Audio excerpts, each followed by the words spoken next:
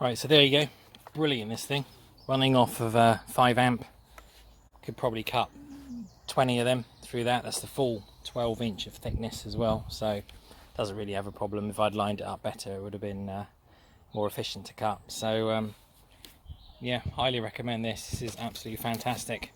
I just thought that most people will watch these things, just want to see it in action really, and what it can do. So there you go.